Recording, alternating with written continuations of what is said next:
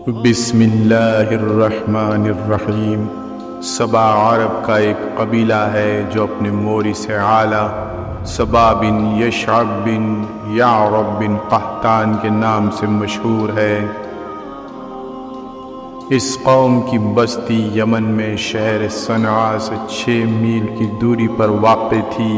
اس آبادی کی آب و ہوا اور زمین اتنی صاف اور اس قدر لطیف و پاکیزہ تھی کہ اس میں نہ مچھر، نہ مکھی، نہ پسو، نہ کھٹمل، نہ سانپ، نہ بچھو۔ موسم نہایت معتدل، نہ گرمی نہ سردی۔ یہاں کے باغات میں کثیر پھل آتے تھے کہ جب کوئی شخص سر پر ٹوکرا اٹھائے گزرتا تو بغیر ہاتھ لگائے قسم قسم کے پھلوں سے اس کا ٹوکرا بھر جاتا۔ غرض یہ قوم بڑی فارغ البالی اور خوشحالی میں امن و سکون اور آرام و چین سے زندگی بسر کرتی تھی، مگر نعمتوں کی کثرت اور خوشحالی نے اس قوم کو سرکش بنا دیا تھا۔ اللہ تعالیٰ نے اس قوم کی ہدایت کے لیے یک کے بعد دیگر 13 نبیوں کو بھیجا جو اس قوم کو کفر و شرک سے بچاتے اور اللہ کی نعمتیں یاد دلاتے اور ان کی ناشکری پر اللہ کے عذاب سے ڈراتے تھے، مگر ان سرکشوں نے خدا کے مقدس نبیوں کو جھٹلا دیا۔ ان کی ہدایت پر عمل کرنے کے بجائے ان کا مذاق اڑایا۔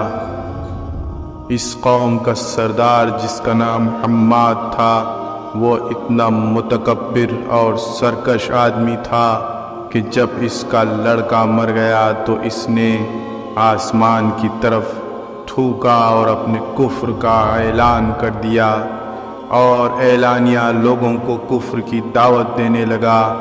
جو کفر کرنے سے انکار کرتا اس کو قتل کر دیتا تھا، اور خدا عز و جل کے نبیوں سے نہایت ہی بے ادبی اور گستاخی کے ساتھ کہتا تھا کہ آپ لوگ اللہ سے کہہ دیجئے کہ وہ اپنی نعمتوں کو ہم سے چھین کر بتائے۔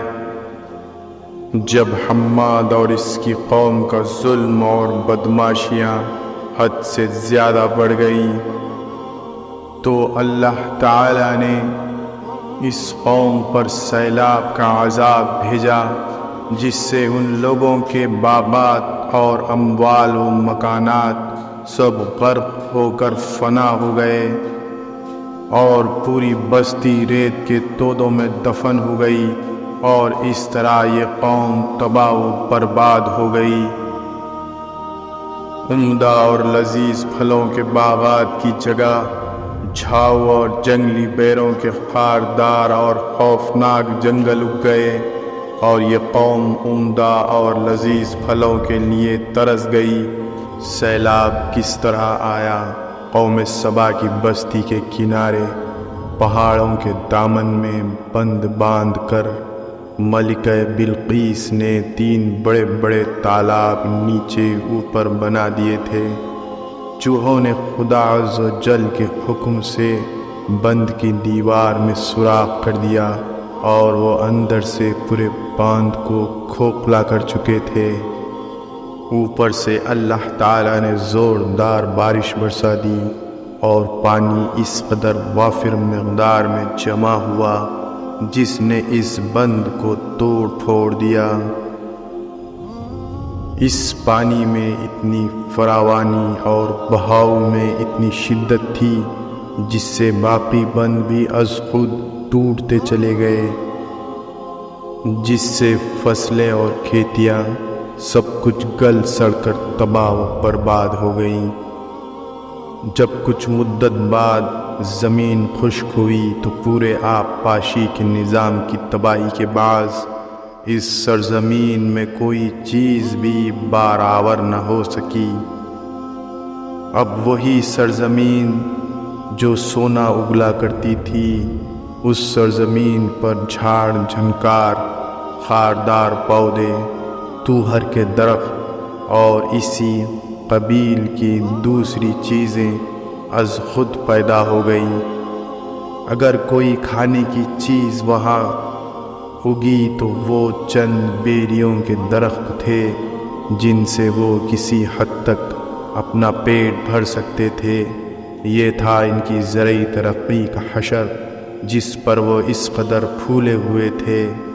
یہ سزا کچھ قوم سبا سے ہی مختص نہ تھی، بلکہ جو قوم بھی اللہ کی نعمتوں سے فائدہ اٹھانے کے بعد اپنے محسن حقیقی کو بھول جاتی ہیں اور اس کا شکر ادا کرنے کے بجائے سرتابی کی راہ اختیار کرتی ہے، اللہ تعالیٰ کی سنت ہے کہ وہ اس قوم کو ایسے ہی انجام سے دوچار کر دیتا ہے۔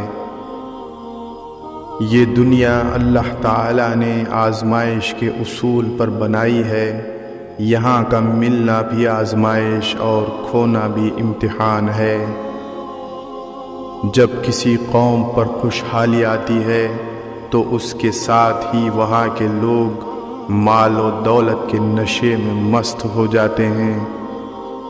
آرام طلبی، عیش پرستی، خدا کی یاد سے غفلت اور دنیا ہی کو سب کچھ سمجھ لینا، یہ ایسے امراض ہیں جو مالدار اقوام میں پائے جاتے ہیں۔ سب سے بڑھ کر یہ کہ یہ لوگ خود کو عقل کل سمجھ لیتے ہیں۔ ان سب کا نتیجہ مادہ پرستی، بے ایمانی، ہوس، زر اور ناشکری کی شکل میں نکلتا ہے۔ اس اخلاقی انحطاط کے نتیجے میں یا تو اللہ کی جانب سے کوئی قدرتی آفت مسلط کر کے اس قوم کی ناک رگڑ دی جاتی ہے، یا پھر کوئی دوسری قوم اس پر قبضہ کر کے اس کی جگہ لے لیتی ہے۔